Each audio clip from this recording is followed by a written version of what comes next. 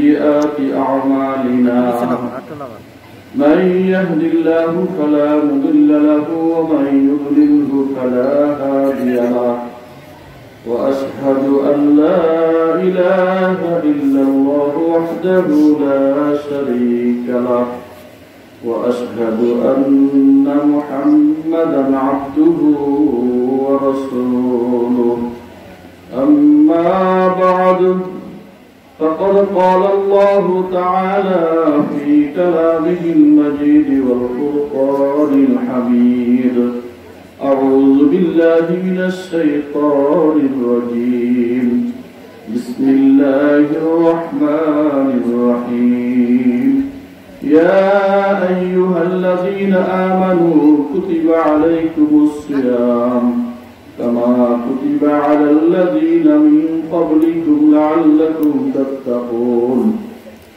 وقال تعالى قال النبي صلى الله عليه وسلم من صام رمضان إيمانا واحتسابا غفر له ما تقدم من ذنبه أو كما قال عليه الصلاة والسلام إن الله وملائكته يصلون على النبي يا أيها الذين آمنوا صلوا عليه وسلموا تسليما شهد الشريف اللهم صل على سيدنا ونبينا وشفيعنا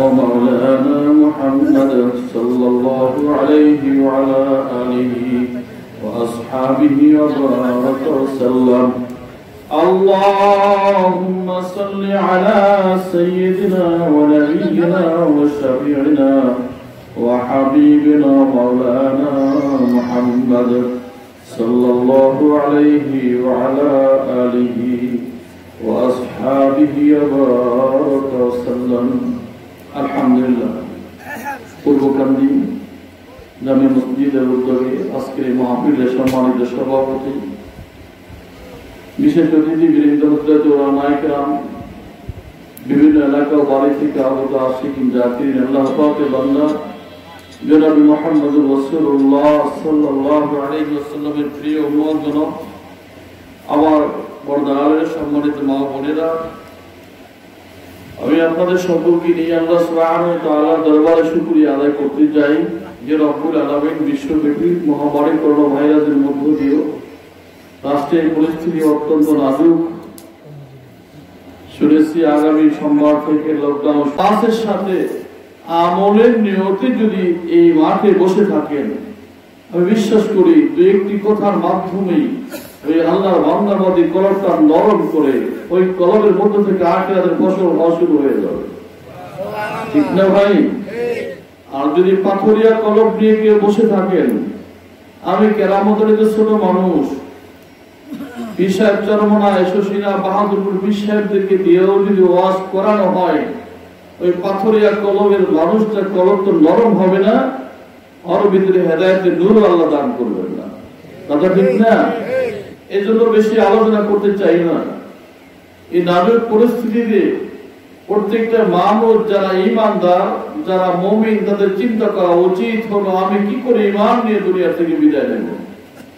দুনিয়ার সমস্ত মানুষগুলো তো বিদায় হয়েই যাইতেছে আর হয়ে যাবে ওতে কোনো সন্দেহ আছে আমার পাশে যিনি বসে আছেন উনি এক সময় দাখিল মাদ্রাসা সুপার ছিলেন এখন প্রাইমারি টিচার আলহামদুলিল্লাহ উনি বললেন এই গেল জানুয়ারি মাসে ওনার আব্বাজান দুনিয়া থেকে বিদায় নিয়েছেন 100 বছর 120 বছর প্রায় বয়স পেয়েছিলেন আপনারা জানেন না এত বয়স পেয়ে দুনিয়া থেকে বিদায় নিয়েছেন তো ওনার মতো বয়সী লোক এই মাঠে একজনও আছে কিনা আমার জানা না আছে 100 বছরের কোন লোক এখানে বসে আছে নাই আজ থেকে 100 বছর পরে আমরা যারা আছি তারা কেউ থাকবো কেউ থাকবো না কোথায় যেতে হবে যেখান থেকে যেখানে চলে যাওয়ার পর আর দুনিয়াতে ফিরে আসার কোনো সুযোগ নাই সেই জায়গায় আমাদেরকে অবশ্যই চলে যেতে হবে কোনো সন্দেহ আছে কোনো সন্দেহ নেই। আমার ভাই, গত বছর মার্চ মাসে যখন এই করোনা শুরু হয় চীন থেকে, চীনের পরে বিভিন্ন বড় বড় শক্তিশালী রাষ্ট্রে যখন আক্রমণ করলেন, ওই দেশের ভয়াবহতা দেখে আমরা বাংলাদেশের গরিব মানুষ আতঙ্কে ছিলাম যে এত শক্তিশালী রাষ্ট্রগুলি, যাদের শিক্ষা চিকিৎসার ব্যবস্থা সুন্দর, যাদের অর্থের অভাব নাই, যাদের অনেক কৌশল, অনেক শক্তি তাদের আছে, তারা যখন এই করোনার মোকাবেলায় তারা কিছুই করতে পারতেছে না। তারাও শুনেছি ইটালির মতো লোক যারা ইটালিতে রাষ্ট্র পরিচালনা করেন, তাদের মধ্য থেকে কেউ বলছেন আমাদের সব শক্তি শেষ, এখন আল্লাহ পাকের ইচ্ছা ছাড়া আর কোনো উপায় আমাদের নাই। তখন আমরা ভাবছিলাম যে বাংলাদেশ গরিব মানুষ, আমাদের মৃত্যু তো অনিবার্য, তো আমাদের মৃত্যুর পরে আমাদের মনে হয় জানাজা দেওয়ার মতো লোক থাকবে না। এরকম একটা ভয়াবহ অবস্থা আমাদের সৃষ্টি হয়েছিল কিনা? হয়েছিল। আমার ভাই, এই করোনা ভাইরাস এটা মাত্র একটা ভাইরাস। কয়টা ভাইরাস? এরকম হাজারো হাজার লক্ষ লক্ষ ভাইরাস আমার আল্লাহর কাছে জমা আছে কিনা? নাই। একটা করোনা দিয়ে পৃথিবীর মানুষকে কাট করে দিলেন, পৃথিবীর মানুষকে অস্থির বানায় ফেলাইলেন। এরকম হাজারো কোটি ভাইরাস আমার আল্লাহর দরবারে আছে। এই করোনা ভাইরাস দিয়ে মুমিনদেরকে শিক্ষা দিয়ে যায়, হে মুমিন, তোমরা জেনে রাখো, তোমরা দেখে রাখো যে আমার আল্লাহর ক্ষমতা কত বড়, আমার আল্লাহর শক্তি কত বড়। একটা করোনা দিয়ে পৃথিবীকে লন্ডভন্ড করে দিল, শিক্ষা দিয়েছে। আমার আল্লাহ বলেন, ইয়াওমা ইয়াফিরুল মারউ মিন আখিহি ওয়া উম্মিহি ওয়া আবিহি ওয়া সাহিবাতিহি ওয়া বানিহি লিকুল্লি ইমরিইন মিনহুম ইয়াওমা ইযিন শা'নুন ইউগনিহি। আমার আল্লাহ পাক রব্বুল আলামিন হাসরের ময়দানে যখন বান্দা-বান্দার হিসাব নেওয়া শুরু করবেন, এমন হিসাব দিবেন জীবনের শুরু থেকে মৃত্যুর আগ পর্যন্ত একটা হিসাব, একটা জাররা পরিমাণ হিসাবও বাকি থাকবে না। জাররা কাকে বলা হয়? কিতাবে লেখছে একটা সরিষাকে 70 ভাগ করলে 70 ভাগের 1 ভাগ হলো জাররা। আবার কোন কিতাবে লেখছে শীতের দিনে গোসল করে লুঙ্গি চিপড়ায়া ঝাড়া দিলে সূর্যের দিকে লক্ষ্য করে দেখা যায় পানি উইরা উইরা যায়, দেখা যায় না? ওই একটা কোণার সমান হলো 1 জাররা। এরকম 1 জাররা পরিমাণ নেকিও যদি থাকে সেটাও আপনার হিসাব হবে, 1 জাররা পরিমাণ গুনাহ থাকলে সেটাও আপনার হিসাব হবে। হিসাবের পরে যে ব্যক্তি ডান হাতে আমলনামা পাবে তিনি আমার মাওলার জান্নাতে সোজা চলে যাবে, বলে সুবহানাল্লাহ। যার আমল বাম হাতে আসবে তিনি জাহান্নামের দিকে চলে যাবে। ওই বাম হাত ডান হাতের চিন্তায় সমস্ত মানুষগুলো অস্থির থাকবে, কেউ কাউকে চিনতে পারবে না, সবাই মাথা উঁচু করে আকাশের দিকে তাকাইতে থাকবে। প্রিয় নবী মুহাম্মদুর রাসূলুল্লাহ সাল্লাল্লাহু আলাইহি ওয়াসাল্লাম একদিন বলতেছেন, হে আমার স্ত্রীরা, হে আমার মেয়েরা, তোমরা জেনে রাখো কাল হাসরের ময়দানে সমস্ত মানুষগুলো উলঙ্গ অবস্থায় উঠবে। তখন বলতেছে আমরাও নাকি? বলতেছে হ্যাঁ তোমরাও উঠবা। তখন বলবে মানুষের কি লজ্জা লাগবে না? তখন বলবে হে আমার সঙ্গে সাথীরা, হে আমার স্ত্রীরা, তোমরা জেনে রাখো ওই দিন এমন কঠিন দিন হবে, ওই কঠিন দিনে কেউ কারো প্রতি তাকানোর কোনো সুযোগই থাকবে না। প্রত্যেকটা মানুষ হিসাব নিয়ে ব্যস্ত থাকবে। আমার হিসাব কি হয়? আমার হিসাবের পর আমার আমলনামা ডান হাতে আসে না বাম হাতে আসে? যদি আমার আমলনামা বাম হাতে আসে তাহলে তো অবশ্যই আমাকে জাহান্নামে যেতে হবে। আমি কেমন করে জাহান্নামের আগুনে জ্বলবো? এই চিন্তায় মানুষগুলো অস্থির আর বেহুশ, অস্থির থাকবে। সেই দিন একটা নেকির অভাবের কারণে কোন এক বান্দা বলবে, মাবুদ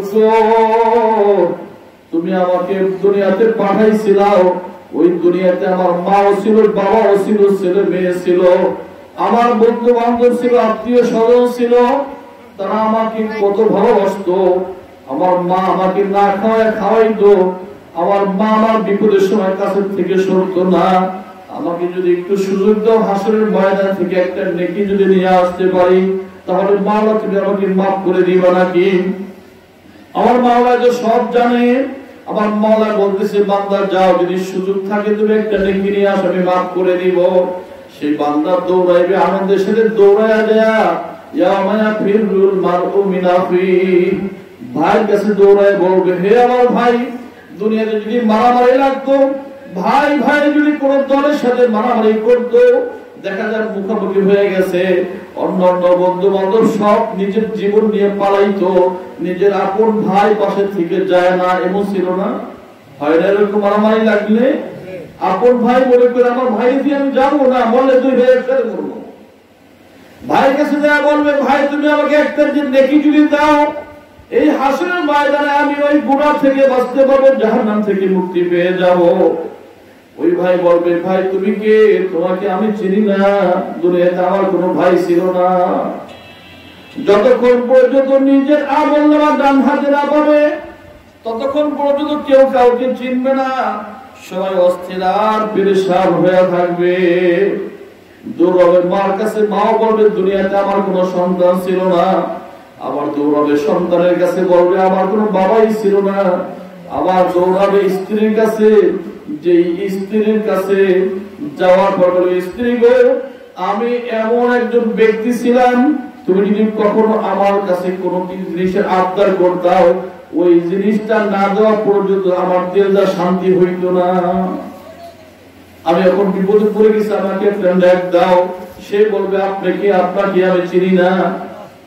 এই হাসরের ময়দানে শিক্ষাটা এই করোনা ভাইরাস দুনিয়া থেকে শিখায় দিয়ে গেল। হে মুমিন বান্দা বান্দীরা, তোমরা শিক্ষা গ্রহণ করো।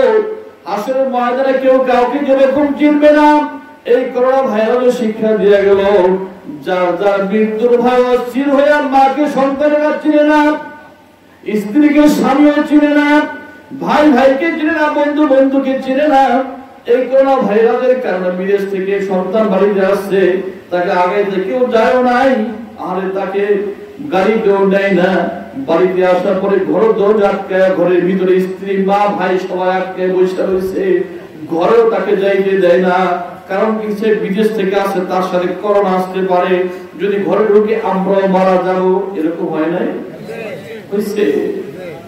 কয়েকদিন আগে আমি দেখছি, কয়েকদিন আগে স্ত্রীর জন্য মোবাইল ফোন, কি স্বর্ণের হার পাঠাইলো, ভাইয়ের জন্য মোবাইল ফোন, দামি মোবাইল ফোন পাঠাইলো, মার জন্য চেন পাঠাইলো, কেউ তাকে ঘরে উঠতে দিল না। শেষ পর্যন্ত পানি খাইতে চাইলে পানির পর্যন্ত দিতে আসে নাই। আপনারা জানেন বাংলাদেশের বড় ধনীর মধ্যে একজন হলো নুরুল ইসলাম বাবুল, যিনি মৃত্যুর সময় এই করোনা থেকে বাঁচার জন্য কোন লোকালয় যায় নাই, মানুষের ধারে কাছে যায় নাই, মুহূর্তে মুহূর্তে হাত ধুইত, মাস্ক পরে থাকতো, খুব বিচক্ষণতার সাথে চলতো। তাকে কি করোনা ধরে নাই? সেই করোনা আক্রান্ত হয়ে মারা গেছে। যখন তিনি করোনা আক্রান্ত হয়ে কঠিন মুহূর্ত শুরু হয়ে গেছে, জান কান্দানি শুরু হয়ে গেছে, তিনি বলছিলেন এমন কোন পৃথিবীতে কে আছে ডাক্তার যে আমার স্বাস্থ্য সাহায্য যদি ঠিক মতো চালু করে দিতে পারে, আমি আমার সম্পদ সব রেখে দেব। বাঁচতে পারছে? বাঁচার মালিক কে? মরার মালিক কে?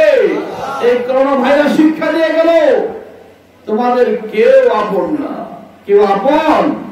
আপন হে একমাত্র আমার মাওলা। কে আপন? একমাত্র আমার মাওলা।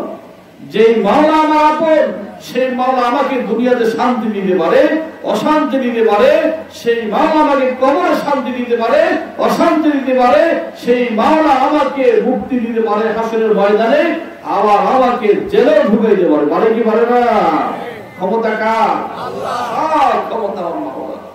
যেই মাওলার এত ক্ষমতা, আমি ভয় করবো কাকে? কাকে ভয় করবো? এখন তো আল্লাহর ভয় আমাদের দিলের মধ্যে নাই। আল্লাহর ভয় নাই, শুধু মানুষের ভয় দিলের মধ্যে ঢুকে গেছে।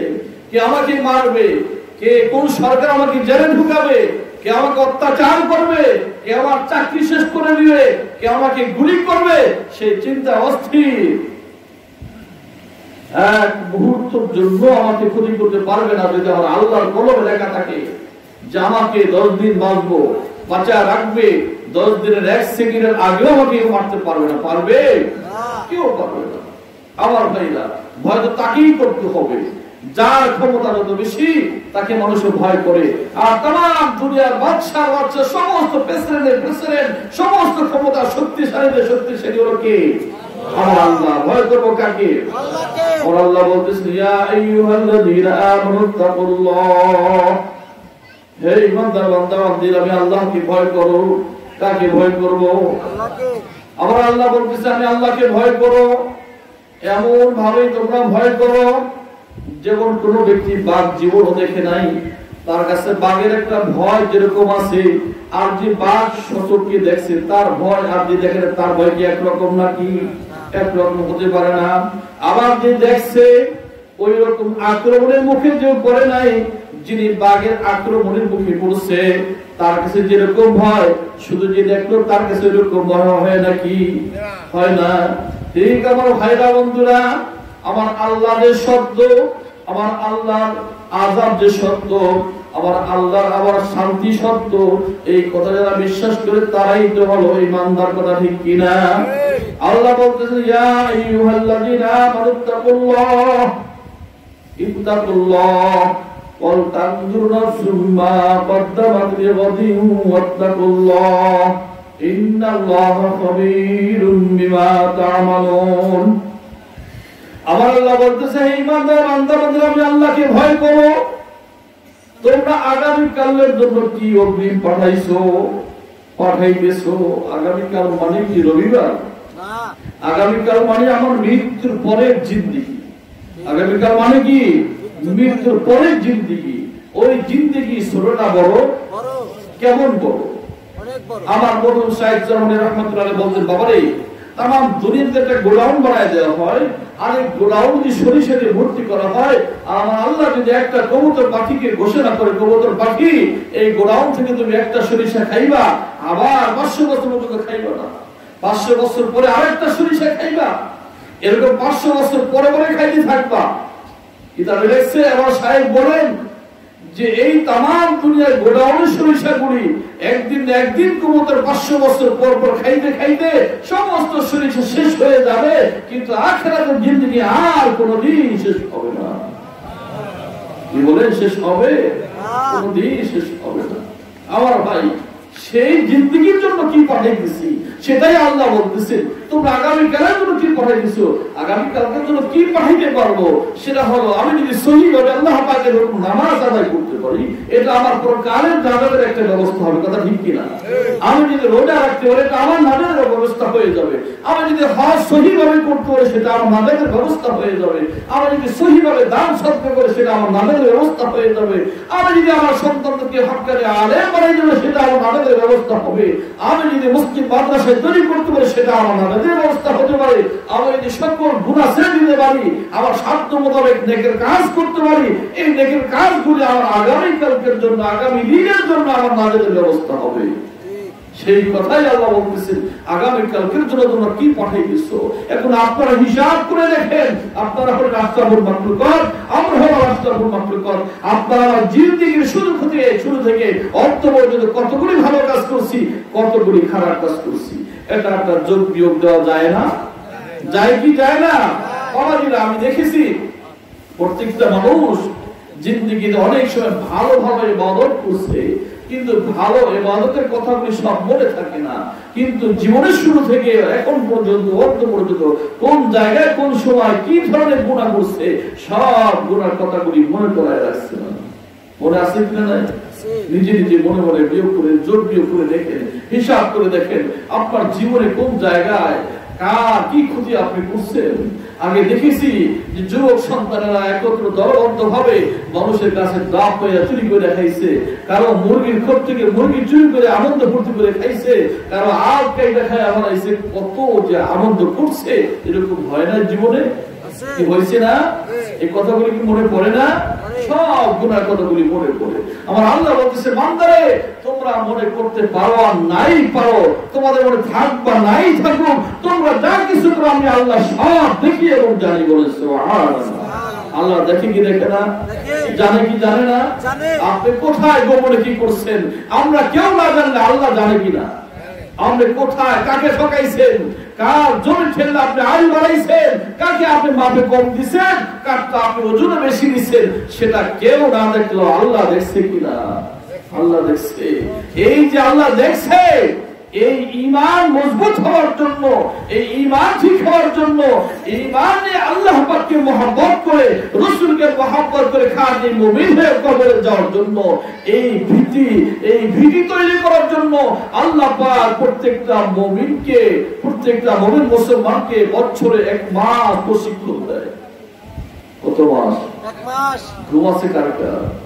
ঘুমাচ্ছে প্রশিক্ষণ দেয়। বাংলাদেশ সরকার যখন এই রাষ্ট্র পরিচালনা করে, এই রাষ্ট্র শৃঙ্খলার সাথে পরিচালনা করার জন্য, নিয়মতান্ত্রিক ভাবে সব কাজ আঞ্জাম দেওয়ার জন্য বিভিন্ন ধরনের ডিপার্টমেন্ট আছে না ভাই? পুলিশ ডিপার্টমেন্ট, পুলিশ দিয়ে এখন বাংলাদেশ ঠান্ডা করে রাখতেছে, ঠিক কিনা? ভুল বলতেছি? সেনাবাহিনী দিয়ে এই দেশকে অন্য দেশ থেকে বাঁচানোর জন্য চেষ্টা করে, নৌবাহিনী দিয়ে দেশকে স্বাধীন, দেশকে ঠিক রাখার জন্য কি বলে সাগরের ভিতরে পাহারা দেয়, বিমান বাহিনী দিয়ে যুদ্ধ করার জন্য তাদেরকে দিয়ে আমাদের দেশকে ঠিক রাখার জন্য, অন্য দেশের আক্রমণ থেকে বাঁচানোর জন্য তাদেরকে দিয়ে কাজ করে। বিভিন্ন ডিপার্টমেন্ট আছে, বলেন তো যে কোনো ডিপার্টমেন্টের লোক ভর্তি করার পরেই কি তাকে কাজে লাগায় দেয় না প্রশিক্ষণ দেয়? প্রশিক্ষণ দেয় কি দেয় না? কমপক্ষে 6 মাস 1 বছর প্রশিক্ষণ দিয়ে তাকে দিয়ে 40 বছর কাজ নেয়। এরকম না কথা ভাই? ঠিক আমার মাওলা বলতেছে, বান্দারে আমি যে তোমাকে জান্নাত দিব, ওই জান্নাতে যাওয়ার জন্য, জাহান্নাম থেকে বাঁচার জন্য আমি আল্লাহ তোমাদেরকে প্রতি বছর 12 মাসে 1 মাস প্রশিক্ষণ দেব। কত মাস? 1 মাস। কত মাস ভাই? 1 মাস। মাস প্রশিক্ষণ কিভাবে দেওয়া হয়? ইয়া আইয়ুহাল্লাযীনা আমানু কুতিবা আলাইকুমুস সিয়াম। আল্লাহ বলতেছে, হে ঈমানদার বান্দা-বান্দীরা, আমি তোমাদের জন্য রমজানের রোজা ফরজ করলাম। কার জন্য? ঈমানদারদের জন্য। শুধু পুরুষের জন্য না, নারীদের জন্য? সকল স্বাভাবিক মেয়ে পুরুষ সকলের জন্য রমজানের রোজা ফরজ করে দিয়েছেন। যেমনি ভাবে তোমাদের পূর্ববর্তী গণের জন্য ফরজ ছিল, যাতে তোমরা তাকওয়া অর্জন করতে পারো। কি অর্জন করতে পারো? তাকওয়া মানে কি? আল্লাহর ভয়। তাকওয়া মানে কি? আল্লাহর ভয়। যে বান্দার দিলের মধ্যে আল্লাহর ভয় আছে, ওই বান্দা কি কখনো আল্লাহ পাকের নাফরমানি করতে পারে না? আমার মুক্তার ভাই আমাকে দাওয়াত দিয়েছেন আপনাদের মসজিদের উদ্যোগে মাহফিল করার জন্য। এই মুক্তার ভাই বিল্ডিং এর ভিতরে যদি চোর আসে, ডাকাত আসে, আর চোর ডাকাত যদি দেখতে পায় যে মুক্তার ভাই ঘরের থেকে দেখতেছে, চোর যদি জানে যে বাড়িওয়ালা দেখতেছে, বলেন চোর কি আর চুরি করতে পারবে না? কেন পারবে না? যার বাড়ি চুরি করতে আসছে তিনি দেখতেছেন, তিনি কি করতেছেন? দেখতেছেন। আমি যদি কোনো অপরাধী হই, আমি যদি জানি পুলিশ আমাকে দেখতেছে, তাহলে অপরাধ করতে পারবো? কখনো পারবো? পারবো না। আমার ভাই, তা আল্লাহ বলতেছেন, বান্দারে তোমার ভিতরে আমি আল্লাহর ভয় ঢুকাও। যদি তোমার ভিতরে আমি আল্লাহর ভয় ঢুকাইতে পারো, 100% আল্লাহ বলতেছেন, আমি আমার সময় কসম করে বলতে পারি, আমি আমার যাতে বাঘের কসম করে বলতে পারি, সত্যিকার ভাবে যদি তোমার দেহের মধ্যে আমি আল্লাহর ভয় ঢুকাইতে পারো, তাহলে তুমি আমার ওই শয়তানের ধোঁকার থেকে, সকল গুনাহ থেকে বাঁচতে পারো। কার কথা? আল্লাহর কথা। আমার ভাই, কিরকম ভয় প্রশিক্ষণ আল্লাহ আমাদেরকে দিয়েছেন। আমি আপনাদেরকে জিজ্ঞাসা করি, এই 14 মাসের বৈশাখ মাসে রোজা শুরু হবে, আর অল্প কয়েকদিন পরেই রমজান রোজা শুরু হয়ে যাবে। প্রায় 15 থেকে 16 ঘন্টা রোজা রাখতে হবে। এই প্রচন্ড রোদের ভিতরে পানি পিপাসায় বুকটা ছটফট করবে না? কলিজা শুকায় যাবে না? গত বছর তো আপনার রোজা ছিলেন, এই করোনার ভিতরে আমরা রোজা ছিলাম। এই প্রচন্ড গরমের ভিতরে কলিজা শুকায় গেছে, পানি খাওয়ার সুযোগ ছিল না? ভাত খাওয়ার সুযোগ ছিল? ঘরের ভিতরে কেউ নাই, খাবার আছে, আপনি ইচ্ছা করলেই খেতে পারতেন। বলেন তো কে কে ভাত খাইছে রোজা রাইখা? কেউ না। কেন খান না? কেউ তো দেখে না। কে দেখে? আল্লাহ দেখে। আপনার ভিতরে ভয় ছিল যে আমার আল্লাহ তো দেখতেছে, আমার স্ত্রী দেখে না, আমার সন্তান দেখে না, আমার প্রতিবেশী বন্ধু বান্ধব মা বাবা কেউ দেখে না, আমার আল্লাহ তো দেখতেছে, আমি তো রোজা রাখছি একমাত্র আল্লাহর জন্য। কার জন্য? সমস্ত নামাজ, সমস্ত ইবাদতের প্রতিদান বিভিন্ন ভাবে বিভিন্ন মাধ্যমে আল্লাহ দিবেন, আর রমজানের পুরস্কার আমার আল্লাহ নিজ হাতে দেবেন। বলে সুবহানাল্লাহ, নিজ হাতে দেবেন। কেন? রমজানের রোজা রাখা হয় একমাত্র কার জন্য? আল্লাহর জন্য রাখা হয়। আমার ভাই, আপনি নামাজ পড়তেছেন, আমি নামাজ পড়তেছি, আমার এই নামাজ মানুষকে দেখানোর জন্য হতে পারে, পারে না? দেখানোর জন্য হতে পারে। নির্বাচন যখন আসে, এমপি সাহেবরা, চেয়ারম্যান সাহেবরা, মেম্বার সাহেবরা মসজিদে নামাজে ঢুকে, তাদের উদ্দেশ্য হলো কি? আমি যদি নামাজ পড়তে যাই, মুসলিমরা আমার নামাজি বলে সাক্ষ্য দিবে আর বলবে অমুক ব্যক্তি নামাজ পড়ে, তো ভোট দেওয়া দরকার। এই জন্য অনেকে নামাজ পড়ে না, পড়ে। তাহলে নামাজটা মানুষকে দেখানোর জন্য করা যায়, করা যায় কি না? আমি হজ করছি 4 লক্ষ টাকা দিয়া, মানুষ আমাকে হাজী সাহেব বলবে। আমি মসজিদ করে দিয়েছি, মানুষ আমাকে দাদা বলবে। মাদ্রাসা করে দিয়েছি, মানুষ আমাকে দাদা বলবে। সব ইবাদত মানুষকে দেখানোর জন্য করা যায়, কিন্তু রমজানের রোজার ইবাদত কাউকে দেখানোর জন্য করা যায় না। সেটা কার জন্য? আল্লাহর জন্য, একমাত্র আল্লাহর জন্য। এটা হলো প্রশিক্ষণ। বান্দা এই প্রশিক্ষণ গ্রহণ করে, ঈমান মজবুত করে, তাকওয়া অর্জন করে সে আল্লাহর বন্ধু হয়ে কবরে যাবে। এই জন্য হলো আল্লাহ প্রশিক্ষণ দেওয়া হয়েছে। আমার ভাই, রমজানের রোজা রাখছেন, ভাত খান নাই, পানির পিপাসায় বুক ফেটে যায়, নদীর ভিতরে ডুব দিয়েই পানি খাওয়া যায়, কেউ দেখবে? কে দেখবে? একমাত্র আল্লাহ, একমাত্র আল্লাহ। কে দেখবে? আমার আল্লাহ দেখবে। ও আল্লাহর বান্দা বান্দীরা, আমার প্রিয় যুবক ভাইরা, আমার পাট্টাদের বাবাজিরা, আমার পর্দাদের মা বোনেরা, যখন যে কোনো গুনার কাজ সংগঠিত হওয়া যায়, করা যায়, ওই সময় যদি আপনি খেয়াল করেন, পৃথিবীর কেউ না দেখলো আমার আল্লাহ তো দেখতেছে, আল্লাহ চোখের সামনে ফাঁকি দেওয়ার কোনো সুযোগ নাই। এই চিন্তা যার ভিতরে আসবে, সে তো আর গুনার কাজ করতে পারে না। কি বলেন, পারে? আমার ভাই, যখন 1 মাস রোজা রাখলেন, তাকে অর্জন করার জন্য, আল্লাহর ভয় তাদের মধ্যে ঢুকানোর জন্য, এই 1 মাস যেমনি ভাবে সুবহ সাদেক থেকে সূর্য অস্ত দেওয়ার পুরো মুহূর্ত পর্যন্ত আপনি আল্লাহর ভয় আর পানাহার করলেন না, স্ত্রী ব্যবহার করলেন না, আর অন্যায় ভাবে কোনো কাজ করলেন না। ঠিক এমনি ভাবে আল্লাহ বলতেছেন, বাকি 11 মাস এমনি ভাবে সব কাজ করার সময় যদি মনে করো আমি আল্লাহ দেখি, তাহলে তুমি আর মাপে কম দিতে পারবা না, তুমি মাপে বেশিও দিতে পারবা না, তুমি রাতের অন্ধকারে যুবক মানুষ গুনাহ করতে পারবা না, তুমি যুবতীরা গুনাহ করতে পারবা না। এই জন্য তোমাকে 1 মাস প্রশিক্ষণ দেওয়াইলাম, আমি আল্লাহর ভয় তোমার ভিতরে অর্জন করার জন্য। আমার ভাই, যে ব্যক্তির ভিতরে আল্লাহর ভয় তৈরি হয়ে যাবে, আমার আল্লাহ বলতেছেন, ইন আউলিয়াউহু ইল্লাল মুত্তাকুন, যারা তাকওয়া অর্জন করলো, যাদের দিলের মধ্যে আল্লাহর ভয় সৃষ্টি হলো, আল্লাহর ভয় তৈরি হলো, আল্লাহর ভয় তৈরি হওয়ার পরে যারা গুনার কাজ করে ছেড়ে দিল, তাকওয়া অর্জন করে গুনার কাজ করে ছেড়ে দিল, আমার আল্লাহ বলতেছেন, ইন আউলিয়াউহু ইল্লাল মুত্তাকুন, ওই বান্দা বান্দি হলো আমি আল্লাহর বন্ধু। আমার আল্লাহ, আমি আল্লাহর বন্ধুর জন্য দুনিয়াতেও কোনো ভয় নাই, আসলে হাসিরও ভয় নাই, মৃত্যুর সময় ভয় নাই, কবরও ভয় নাই, মুসিবতও ভয় নাই, কোথাও ভয় নাই। কার কথা? কার কথা বলেন? দুনিয়ার মেম্বারের কথা সত্য মিথ্যা হতে পারে, চেয়ারম্যানের কথা মিথ্যা প্রতারণা হতে পারে, এমপি মন্ত্রীর কথা মিথ্যা হতে পারে, আমার আল্লাহর কথা কি মিথ্যা হতে পারে? আমার আল্লাহর কথা সত্য না মিথ্যা? আল্লাহর কথা সব সত্য। আল্লাহ কাকে বন্ধু বলে ঘোষণা দিয়েছেন? যে আল্লাহকে ভয় করে। ইত্তাকুল্লাহ, যে আল্লাহকে ভয় করে সে হলো কার বন্ধু? যারা আল্লাহকে ভয় করে তাকে অর্জন করলো, তারা হলো কার বন্ধু বলেন? দুনিয়ার মানুষের বন্ধু হলে ওই বন্ধুত্বের স্থায়িত্ব নাই, ওই বন্ধু যে কোনো মুহূর্তে ওই দুনিয়ার স্বার্থে বন্ধুত্ব নষ্ট হয়ে যেতে পারে। কিন্তু আমার আল্লাহর সাথে বন্ধুত্ব স্থাপন যদি করতে পারে, আর বান্দা যদি বন্ধুত্ব স্থাপনের কাজগুলো ঠিক রাখতে পারে, ওই বন্ধুত্ব আল্লাহ কি কখনো ফেলে দিবেন? কোন সময় ছেড়ে দেবেন?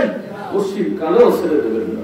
ও আমার মা, ও আমার পর্দার মা বোনেরা, আমার যুবক ভাইরা, আমার পাটনা দেওয়ালা বাবাজিরা, যারা জীবনে নামাজ পড়েন নাই, জীবনে অনেক নামাজ কাজা করেছেন, আল্লাহর সাথে নাফরমানি করেছেন, গুনাহ করেছেন, এখনো যদি তওবা করে আমার আল্লাহর কাছে মাফ চান, আমার আল্লাহ বান্দা বান্দীকে মাফ করে দিতে পারে। পারে না? পারে কিনা? ও যে পিছনে বাবা ঘুমাইতেছে, আরে চিনতেছে, ও ঘুমায় না। আমি অল্প সময় শেষ করে দিই, বুঝতেছি গরমের দিন আপনাদের কাছে খারাপ লাগতেছে, ঘুমাবেন, অল্প সময় ভিতরে শেষ করে দিব। আমি আর আপনাদেরকে কষ্ট দিতে চাই না। আমার ভাইরা, আমরা যদি আল্লাহকে ভয় করতে পারি, আল্লাহ আমাদেরকে বন্ধু বানায় দিবেন। আমরা কি আল্লাহর বন্ধু হতে চাই? সবাই চাই। কে কে হতে চাই? হাত তুলে দেখাবো। আল্লাহু আকবার। আল্লাহর বন্ধু হতে হলে কষ্ট করতে হবে কিনা? আল্লাহ আপনি আমাদেরকে আপনার বন্ধু বানায় নেন। আল্লাহুম্মা আমিন করে হাত দেওয়া। আমার ভাইরা, আমার আল্লাহর কথা কখনো মিথ্যা বলতে পারে না। যদি কারো দিলের মধ্যে বিন্দু মাত্র সন্দেহ থাকে যে আল্লাহর কালামের এই কথাটা মনে হয় সন্দেহ আছে, ঈমান থাকবে? ঈমান থাকবে? ভারতের ভিতরে আমার আল্লাহ পাকের 26টা কোরআনের আয়াত এই কোরআন থেকে বাদ দেওয়ার জন্য রিড করছে, বলেন নাউজুবিল্লাহ। পৃথিবীর কোন ভাষার ক্ষমতা আছে আল্লাহ কোরআনের 26টা আয়াত না 26টা নক্তা না একটা নক্তা বাদ দেওয়ার কোন ক্ষমতা কারো আছে? পৃথিবীর কারো নাই, একমাত্র আমার আল্লাহর সব ক্ষমতা। কথা ঠিক কিনা? আমার ভাইরা, যে আল্লাহ বলতেছেন যারা আমি আল্লাহর বন্ধু হবে তাদের জন্য সুসংবাদ, তাদের জন্য সুসংবাদ। আমরা কার বন্ধু হব? আল্লাহর বন্ধু। আল্লাহর বন্ধুর জন্য সুসংবাদ কি? আলা ইন্না আউলিয়া আল্লাহি লা খাউফুন আলাইহিম ওয়া লা হুম ইয়াহজানুন। যারা আমি আল্লাহর বন্ধু তাদের দুনিয়াতে কোনো কি বলে রিজিকের কোনো ভয় নাই, তাদের সম্মানের কোনো ভয় নাই, তারা মৃত্যুর সময় কোনো ভয় নাই। আমি আল্লাহর বন্ধুর জন্য কবরের কোনো ভয় নাই, হাসরের মিজানে পৌঁছানোর কোথাও কোনো ভয় নাই। বলেন সুবহানাল্লাহ। ও আমার ভাই, আমার বন্ধুরা, কেউ যদি আল্লাহর বন্ধু হতে চান অবশ্যই তাকে কিছু জীবনের ত্যাগ স্বীকার করতে হবে। ত্যাগ স্বীকার করা লাগবে কিনা? অবশ্যই লাগবে। কোন বান্দা যদি কোন যুবক ছেলে যদি বলে, কোন বাচ্চা আর যুবক ছেলে বাবাকে যদি বলে ডিসি সাহেবের শান শওকত দেখা, এসপি সাহেবের শান শওকত দেখা, এসপি সাহেবের শান আছে কত মর্যাদা, পুলিশ গেলে পুলিশ তাকে দেখলে তার নিচের স্টুডেন্ট দেখলে তাকে সালার সিলট দেয় এবং তার সামনে কাঠের মতো পুতুলের মতো দাঁড়ায় থাকে, তাকে গাড়ি দেওয়া হয়েছে, তাকে সুন্দর বাড়ি দেওয়া হয়েছে, এসি রুম দেওয়া হয়েছে, অফিস দেওয়া হয়েছে, ডিসি সাহেবকে দেওয়া হয়েছে। ওই অবস্থা দেখে কোন ছেলে যদি বলে বাবা আমি ডিসি হতে চাই, আমি এসপি হতে চাই, তখন বাবা কি বলবে? বাবা তুমি যদি এসপি হতে পারো, ডিসি হতে পারো, তাহলে তো আমি এসপি ডিসির বাবা হতে পারবো, আমারও শান শওকত বাইরে যাবে পারবে না? এসপি বাবার সম্মান কে লাগে? কম না বেশি থাকে? ডিসি বাবার সম্মান বেশি থাকে না কম থাকে? এমপি মন্ত্রীর সম্মান বাবার সম্মান কি কম বেশি থাকে না? অনেক বেশি থাকে। আমার ভাইরা, তো বাবা বলতো বাবা তুমি যদি এসপি ডিসি হতে পারো, আমিও তো গর্ব করে আমি বলতে পারবো আমার ছেলে এসপি, আমার ছেলে ডিসি হয়ে গেছে, এমপি মন্ত্রী হয়ে গেছে। বাবা তুমি সুন্দর কথা বলছো, বাবা শর্ত হলো একটা, তোমাকে যদি এসপি ডিসি হতে হয় তাহলে ঠিক মতো লেখাপড়া করতে হবে, রাত্রি জেগে জেগে লেখাপড়া করতে হবে, বন্ধুদের আড্ডা কমায় দিতে হবে, খেলাধুলা কমায় দিতে হবে। এই কাজ যদি করতে পারো তাহলেই তুমি এসপি ডিসি হতে পারবা। আমিও গর্ব করে বলতে পারবো আমার ছেলে এসপি বা ডিসি হয়েছে। ছেলে বলতেছে বাবা আমি এসপি ডিসি হতে চাই, কিন্তু এই কথাগুলো তো মানতে পারবো না, রাত্র জায়গায় লেখাপড়াও করতে পারবো না, খেলাধুলাও ছাড়তে পারবো, বন্ধু বান্ধব আড্ডাও ছাড়তে পারবো না, তাহলে কি এসপি ডিসি হতে পারবে? এই ছেলের এই কথা শোনার পরে কি বাবা আশা করতে পারে তার ছেলে এসপি ডিসি হবে? হতে পারবে না। কেউ যদি আল্লাহর বন্ধু হতে হয়, আল্লাহর বন্ধু হতে হলে সকল গুনার কাজগুলি ছেড়ে দিতে হবে। ছাড়তে হবে না? ছাড়তে হবে। আমার ভাইরা, সাহাবায়ে কেরাম রাদিয়াল্লাহু তাআলা আনহু অনেক দামি মানুষ ছিলেন। বলা হয় যে আল্লাহ রাসূল বলতেছে যে আমার একজন আপনার সাহাবীকে কেউ যদি অনুসরণ করে, আমার ওই বান্দা বান্দিরা এই দুনিয়া থেকে জান্নাতের সহজ রাস্তা পেয়ে এই রাস্তা দিয়ে জান্নাতে চলে যেতে পারবে। বলে সুবহানাল্লাহ। এখন তাহলে ওই রকম সাহাবায়ে কেরাম দামি কেন হলেন? দামি হওয়ার পিছনে কারণ একটাই, রাসূল পাক সাল্লাল্লাহু আলাইহি ওয়াসাল্লাম যখন আল্লাহ পাকের পক্ষ থেকে কোনো নির্দেশ আদেশ পাইতেন, সাহাবায়ে কেরামের সামনে উপস্থাপন করার সাথে সাথে ওই সাহাবায়ে কেরাম নির্দ্বিধায় এই কথাগুলি মানা শুরু করে দিতেন। কি শুরু করতেন? বুঝেন নাই? আমল শুরু করে দিতেন। আল্লাহ রাসূল বলছেন এই কাজটা তোমরা করো, এটা আল্লাহর নির্দেশ, মানা শুরু করতেন। আল্লাহ নির্দেশ করছে জিহাদ করতে হবে। জিহাদের ময়দানে জীবনের মহব্বত ছেড়ে দিয়ে, সন্তান স্ত্রীর মহব্বত ছেড়ে দিয়ে ঝাঁপিয়ে পড়তেন কিনা? আল্লাহ রাসূল বলছে আমার এই কাজটা করার জন্য এই বাইতুল মালে এই অর্থ নিতে হবে। জীবনের সব সম্পদগুলো আল্লাহ কোরআনে দান দিয়েছেন, না দেয় নাই? দেয় নাই? সব কিছু দিয়ে দিয়েছেন। আমার ভাই বন্ধুরা, যদি আল্লাহকে ভয় করতে হয়, আল্লাহকে মহব্বত করতে হয়, আল্লাহর মহব্বত দিলের মতো যদি জমা করতে হয়, সাহাবায়ে কিরামের মতো ঈমান গ্রহণ করতে হবে। আমিনু কামা আমানান নাস, ঈমান আনো সাহাবায়ে কিরামের মতো, ঈমান আনো কার মতো? এখন তো ওয়াজ শুনতে আছি, বুড়ি ওয়াজ শুনতে শুনতে সবাই বক্তা হয়ে গেছি, কিন্তু ওয়াজ শুনলাম, আগেও নামাজ পড়ি নাই, এখনো নামাজ পড়ি না। ওয়াজ শুনছি আগে বেপরদায় চলতাম, এখনো বেপরদায় চলি। ওয়াজ শুনছি আগে আমি ঘুষ খাইতাম, এখনো ঘুষ খাই। ওয়াজ শোনার পরে আগে আমি দাড়ি কামাইতাম, এখনো দাড়ি কামাই। ওয়াজ শোনার পরে আগেও মিথ্যা কথা বলতাম, এখনো মিথ্যা কথা বলি। বলেন এই ওয়াজ শোনার দ্বারা কোনো লাভ হইল নাকি? এইরকম ওয়াজ শুনি দেখা আমাদের ভিতরে কোনো পরিবর্তন নাই। কেমনে আল্লাহর বন্ধু হবে? আল্লাহর বন্ধু যদি হতে হয়, আল্লাহর জান্নাতে যদি যেতে হয়, পরিবর্তন হওয়ার জন্য চেষ্টা করা লাগবে না? আল্লাহর জান্নাত কি পবিত্র না অপবিত্র? আল্লাহর জান্নাত পবিত্র। আল্লাহর জান্নাতে কেউ যদি যেতে চায় তাকেও হতে হবে পবিত্র। আল্লাহর জান্নাতে যেতে চাইলে পবিত্র হওয়া লাগবে না? পবিত্র মানুষরা জান্নাতে যেতেই পারবেন না। এখন কেউ যদি 100% পবিত্র হতে হয় তাহলে চিন্তা করতে হবে আমার আল্লাহর ঘোষণা, ইন্নাল্লাযীনা আমানু ওয়া আমিলুস সালিহাতি কানাত লাহুম জান্নাতুল ফিরদাউসি নুজুলা খালিদিনা ফিহা লা ইয়াবগুনা আনহা হিওয়ালা। কোন বান্দা-বান্দী যখন আমি আল্লাহর প্রতি ঈমান আনলো, ঈমান আনার পরে তার জিন্দেগীর সমস্ত আমলগুলো একমাত্র আমি আল্লাহর জন্য করলো। কার জন্য? যে বান্দা-বান্দী আমলগুলো আমি আল্লাহর জন্য করলো, ওই বান্দা-বান্দীর মৃত্যুর পরে আমি জান্নাতুল ফিরদাউস নসিব করে দেব। বলেন সুবহানাল্লাহ। আর জান্নাত থেকে কশির কালে তাকে বের করা হবে না। এই দুনিয়ার মেম্বার হওয়ার জন্য, চেয়ারম্যান হওয়ার জন্য, এমপি হওয়ার জন্য লক্ষ লক্ষ কোটি কোটি টাকা খরচ করতে হয়। কারো জীবন চলে যায়, রাতের ঘুম হারাম হয়ে যায়, খাওয়া দাওয়া বন্ধ হয়ে যায়। তারপরে ওই সংসদে যাওয়ার পরে 5 বছর বেশি থাকতে পারে না। কথা ঠিক কিনা? ইউনিয়ন পরিষদে 5 বছর বেশি থাকতে পারে না, উপজেলা পরিষদে 5 বছর বেশি থাকতে পারে না। আর আমার আল্লাহর বান্দা-বান্দী যদি ঈমান আনার পরে আমলে সালেহ করে, সমস্ত আমল করে আল্লাহর জন্য করে, তাহলে আল্লাহ বানায় রাখছে জান্নাতুল ফিরদাউস। আমার আল্লাহ বলতেছেন খালিদিনা ফিহা আবাদা, ওই জান্নাত থেকে আমার বান্দাকে কোনদিন আর বের করা হবে না। বলেন সুবহানাল্লাহ। এখন ওইরকম জান্নাত যদি পেতে হয় তাহলে আমাদের আমলগুলি একমাত্র আল্লাহর জন্য হওয়া দরকার, না ভাইরা? আমরা আল্লাহ বলতেছেন কুল ইন্না সালাতি ওয়া নুসুকি ওয়া মাহইয়ায়া ওয়া মামাতি লিল্লাহি রাব্বিল আলামিন। হে আমার বান্দা-বান্দী, তোমার নামাজ, তোমার রোজা, তোমার হজ, তোমার যাকাত, তোমার দান সদকা, তোমার লেনদেন, মুআমালাত, মুআশারাত, ব্যবসা বাণিজ্য, চাকরি বাকরি, তোমার জীবন, ব্যক্তিগত জীবন, পারিবারিক জীবন, সামাজিক জীবন, আন্তর্জাতিক জীবন, তোমার সমস্ত আন্তর্জাতিক জীবন পর্যন্ত যতগুলি কাজ করো, সমস্ত কাজগুলি লিল্লাহি রাব্বিল আলামিন, একমাত্র আমি আল্লাহর জন্য করো। কার জন্য? আপনার আমার জীবনের সব কাজগুলি কি আল্লাহর জন্য করা হয়েছিল? না, দুনিয়ার মানুষকে দেখানোর জন্য। এখনো কি এরকম করবে না পরিবর্তন হবে? যদি পরিবর্তন হওয়ার নিয়ত করে আপনার জিন্দেগীর সমস্ত গুনাহ আল্লাহ মাফ করে দিবেন। আল্লাহ নবী বলেন যে এই ব্যক্তি গুনাহ থেকে তওবা করলো, আমার আল্লাহ এই বান্দা-বান্দীকে নিষ্পাপ শিশুর মতো বানায় দিলেন। বলে সুবহানাল্লাহ। ওই বান্দা-বান্দীর জীবনে আর কোনো গুনাহই থাকলো না। আমার রাসূল বলতেছেন গুনাহগারদের মধ্যে ওই ব্যক্তি সর্বোত্তম গুনাহগার।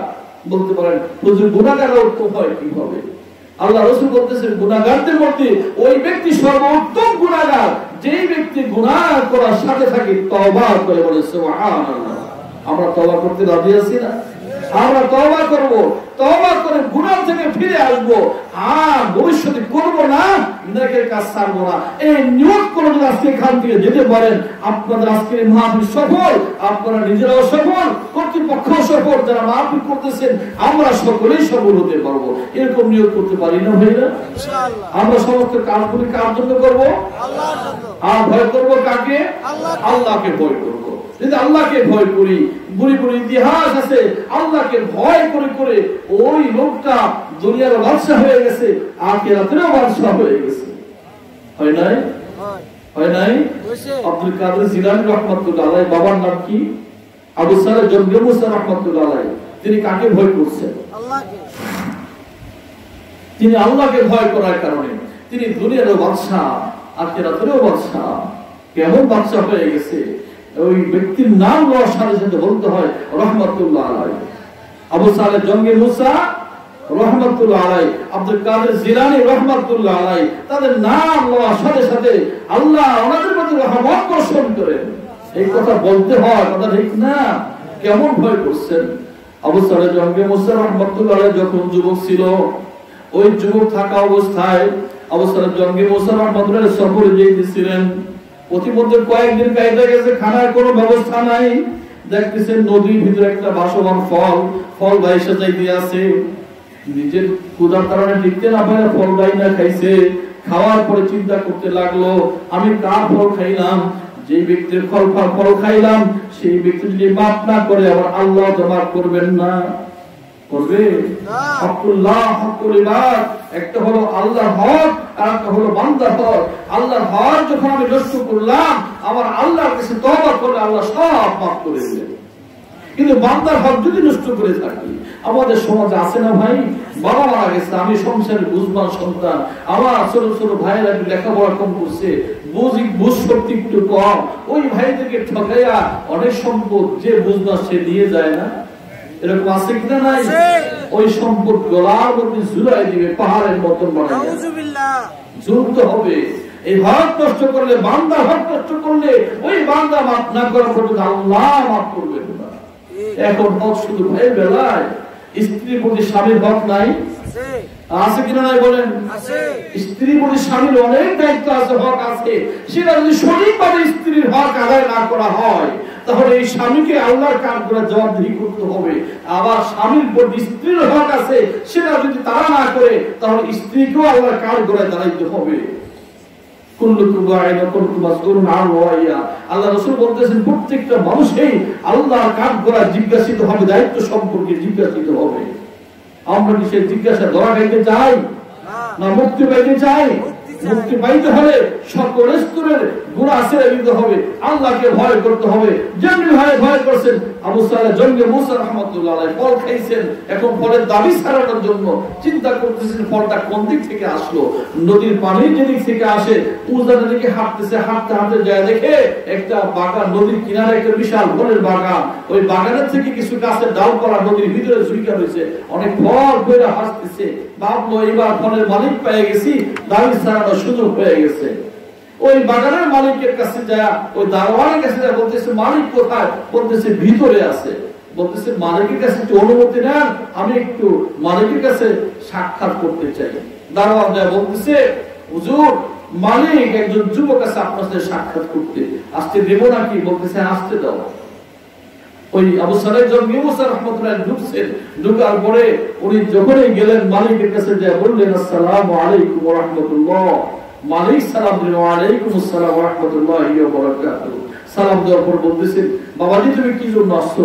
বলতেছে হুজুর আমি আসছি, আমি সফরে গিয়েছিলাম, ক্ষুধার কারণে টিকতে পারি নাই হুজুর, দূরে একটা নদীর ভিতরে ফল পাইছিলাম, সেই ফলটা খাইছি, তো আমি চিন্তা করলাম আমি ফলের মালিকের কাছে দাবিটা ছাড়াইয়া যাবো, এই জন্য আসছি, আপনি দয়া করে যদি দাবিটা ছেড়ে দেন আমি চলে যেতে পারি।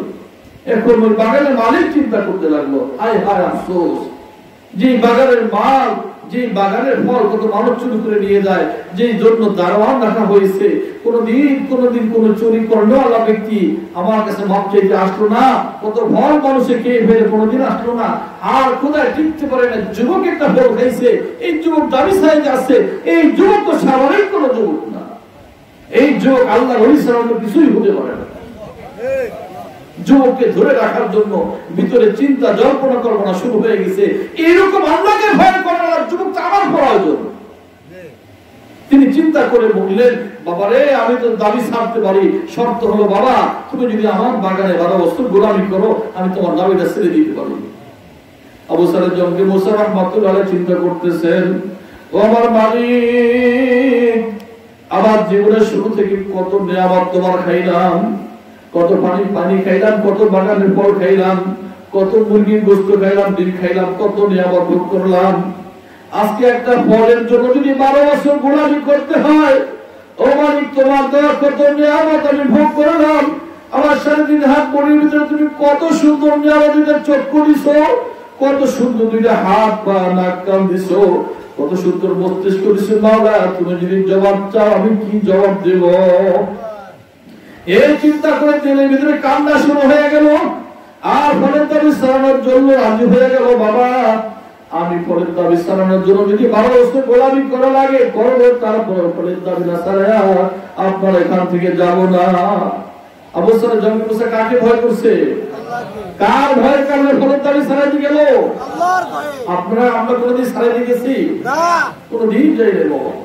12 বছর গোলামি করবো, 12 বছর শেষ হয়ে গেল, এখন আবার যে বলতেছে, বাবাজি এবার তো 12 বছর হয়ে গেছে, আমাকে বিদায় দেবেন? বলতেছে, বাবা রে, তোমাকে বিদায় দিতে পারি, আমার আর একটা আবেদন আছে, আর একটা শর্ত আছে, যদি রাখতে পারো বিদায় দেব। বলতেছে, কি শর্ত? বাবারে আমার একটা মেয়ে আছে, যদি বিয়ে করো তাহলে আমি তোমাকে ছেড়ে দেবো। তবে বাবা মনে রাখো, আমার মেয়ে কিন্তু 5টা দোষ আছে। কয়টা দোষ? 5টা দোষ আছে। কি দোষ? বলতেছে, আমার মেয়ে কিন্তু কথা বলে না, কথা না বলে সে কি বোবা হয় না? কথা বলতে পারে না। আমার মেয়ে কিন্তু কানেও শুনে না, আমার মেয়ে চোখেও দেখে না, আমার মেয়ে কিন্তু হাঁটতেও পারে না, আমার মেয়ে একেবারে কালো কুচ্ছি। এই কথাগুলি বলার পরে এখন বলেন, আমাদের সমাজে এমন কোন যুবক আছে যে অন্ত একটা মায়েকে বিয়ে করতে চায়? বড় মায়েকে বিয়ে করতে চায়? চায় না। কিন্তু 5টা দোষ নিয়ে বিয়ে করতে হবে। এই 5টা দোষ যে ব্যক্তির, যে মহিলা আছে, এই মহিলার সাথে ওই যুবকের সাথে বিয়ে হলে বলেন, এই মেয়ে দিয়ে এই স্ত্রী তারা স্বামীর কি উপকার হতে পারে? উপকার হতে পারে? তিনি চিন্তা করতেন, হায় আফসোস, এক ফল খেয়ে 12 বছর গোলামি করলাম, আবার এখন এরকম স্বামী স্ত্রী বিবাহ হওয়ার পরে স্ত্রী দ্বারা স্বামীর উপকার হয়, স্বামীর দ্বারা স্ত্রীর উপকার হয়। যে দোষগুলি দেখলাম, এই দোষগুলির কারণে ওর দ্বারা আমার কিছু উপকার তো হবেই না, অনেক ক্ষেত্রে জীবন ভরে আমার করতে হবে। যা ঠিক আছে তাও যদি করতে হয়, এই তুচ্ছ অল্প দিনের দুনিয়া আমি কষ্ট করে যেতে চাই, আমি আখিরাতের অনন্ত অসীম কালের জিন্দেগিতে সুখ চাই, আমি এই দুনিয়ার সুখ শান্তি চাই না। কাকে ভয় করছে? ও যুবকরা, কাকে ভয় করছে? একমাত্র আল্লাহকে ভয় করছে। এ রাজি হয়ে গেল বিয়ে করার জন্য, বিবাহ করাই দিছে। এইবার শ্বশুর মেয়েকে বাসর ঘরে রাইখা জামাইকে পরিচয় করায় দেওয়ার জন্য যাইতেছে। এইবার ঘরের দরজার কাছে যায়া উনি চিন্তা করতে লাগলো, আমার জামাতা তো আল্লাহর ওলি, সে যখন দেখবে আমার কথার সাথে আমার মেয়ের সাথে কোনো মিল নাই, সে আল্লাহর ভয় আবার বের হয়ে আসবে। জামাইকে ঘরের দরজার কাছে দাঁড়া করাইয়া ওই শ্বশুরে ঘরের আবডালে দাঁড়ায় রয়েছে। যখন ওই জামাই আবু সালেহ জঙ্গি মুসা রাহমাতুল্লাহ আলাইহি ঘরের দরজায় দাঁড়াইছে, ঘরে খাটের থেকে সালাম দিল, আসসালামু আলাইকুম ওয়া রাহমাতুল্লাহি ওয়া বারাকাতুহু। কে সালাম দিল? স্ত্রীকে সালাম দিল। আমাদের সমাজের মেয়েরা সালাম দেয় না? দেয়, খুব কম দেয়। আমাদের সমাজের মেয়েদের বিয়ে হলে গায়ে হলুদ তো দেওয়াই লাগে, আরো বাসর করে নিয়ে যায় কারা? বিয়েরা। কথা ঠিক না? এরকম হয় না? ওখানে সালাম হয় না, ওখানে হয় পূজা। কি হয়? নাফরমানি হয়। ওখানে পূজা হয়। মান্দার গাছ লাগাইয়া কেউ যদি আমের আশা করে, এটা কি বুদ্ধিমানের কাজ না বোকামি কাজ?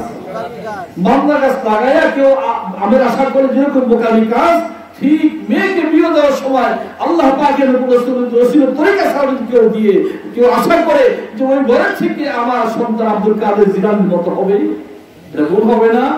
ওখান থেকে আবু জাহেল মার্কাই হবে। আজকে মুসলমানেরা জন্মগ্রহণ করে নাস্তিকের কথাবার্তা গুলি কয়। মুসলমানেরা জন্মগ্রহণ করার পরে ওরা নাই কেরাম চোখে দেখতে পারে না, ইসলাম পছন্দ করে না, মসজিদ মাদ্রাসাকে আল্লাহকে দেখতেই পারে না, এইরকম কুলাঙ্গার সন্তান মুসলমানদের আছে কিনা? নাই, হবেই তো হবে। কারণ আপনি কামাই যা করছেন তাই পাইতেছেন। আমার কাছে দোয়া চাই, ভাই দোয়া চাই, আমার সন্তানরা কথা শুনে না, আমার সন্তানরা বিভিন্ন জায়গায় রাস্তায় চলাফেরা করে। আমার ভাই হবেই তো, আপনি তো ভুল করছেন, আপনি তো ভুল করছেন।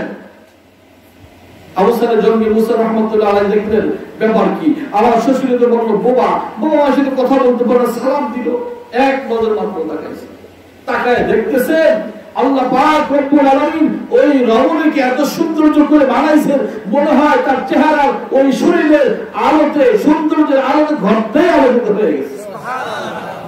তিনি ঘর থেকে বের হয়ে আসতেছেন, এক ফল খায় 12 বছর গোলামি করলাম, আবার এরকম 5টা দোষওয়ালা মেয়ের বিয়ের জন্য রাজি হইলাম, এই মেয়ে তো আমার না, আমার শ্বশুর তো মিথ্যা কথা বলে না, তা আমার শ্বশুর এটা বলছে মেয়ে আমার না, বের হয়ে চলে আসতেছে। আর আমাদের দেশের যুবকেরা কি হইতো, কি করতেন, কি করতেন, আমরা কি করতাম? ফিরে আসতাম না, শয়তানের ধোঁকায় পড়ে যেতাম। আমার বন্ধু তিনি তো আল্লাহকে ভয় করছে, আল্লাহকে ভয় করে যখন ফিরে আসতেছে, শ্বশুর যায় সালাম, আসসালামু আলাইকুম ওয়া রাহমাতুল্লাহ, বাবাজি আমার জামাই, বাবাজি যাও, তোমার কোনো ভয় নাই, আমার এটাই আমার মেয়ে তোমার স্ত্রী।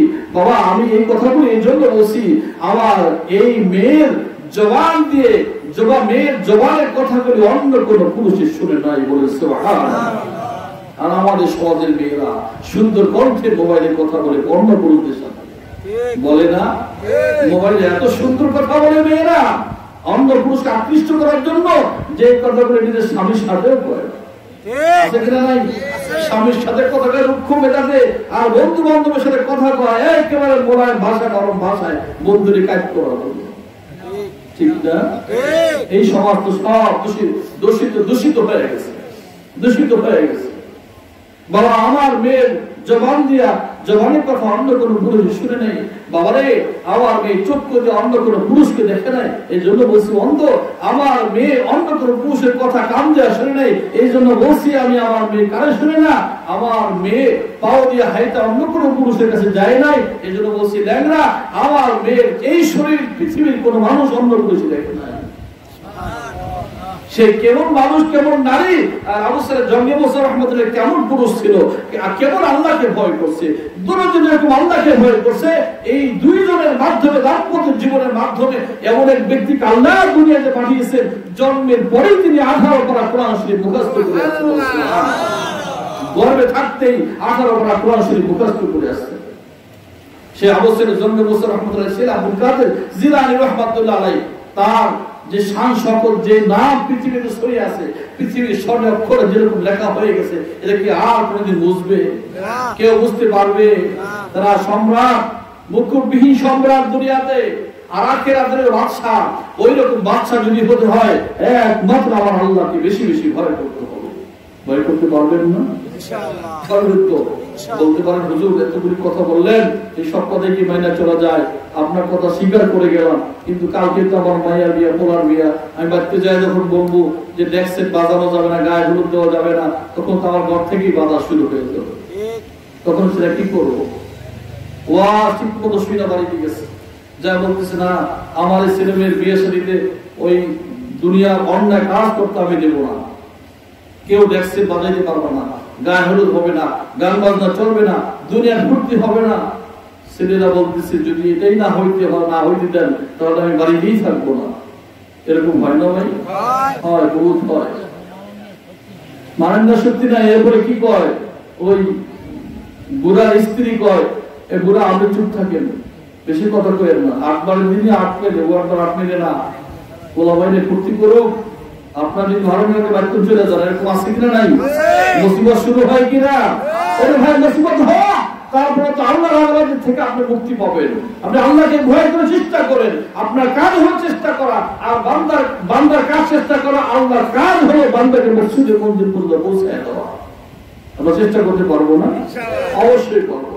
আল্লাহ বলতেছে লা তাকুনাতু মির রাহমাতিল্লাহ ইন্নাল্লাহা ইয়াগফিরুয যুনুবা জামিআ ইন্নাহু হুয়াল গফুরুর রহিম। হে বান্দা, তুমি আমি মাওলার রহমত থেকে নিরাশ হয়ে যাও না।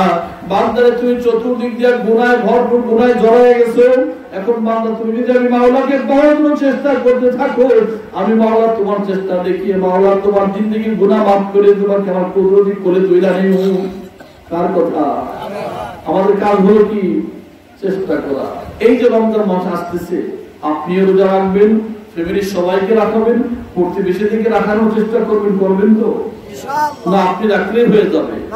অনেক মায়েরা আছে যুবক সন্তানদেরকে রোজা রাখতে দেয় না, যে আমার ছেলে শুকায়া যাবে, লেখাপড়া করতে পারবে না, আমার ছেলে দুর্বল হয়ে যাবে। ওই মা কি ছেলেকে আদর করে না? গলায় ছুরি লাগাই দিল। সত্যিকার মা বাবা হলো সন্তানকে ওই আল্লাহ পাকের হুকুম রাসূল তরিকার উপরে চলানোর জন্য 100% চেষ্টা করা দরকার না ভাই? আমরা সবাই চেষ্টা করবো। আমার ভাইরা, এই যে রমজান মাস আসতেছে, এই রমজান মাসে যারা রোজা রাখবে, আল্লাহ পাক রব্বুল আলামিন বলতেছে যারা ঈমানের সাথে আল্লাহ তাআলা সন্তুষ্টির জন্য রোজা রাখে, আল্লাহ তাদের জিন্দেগির সমস্ত গুনাহগুলো মাফ করে দেয়।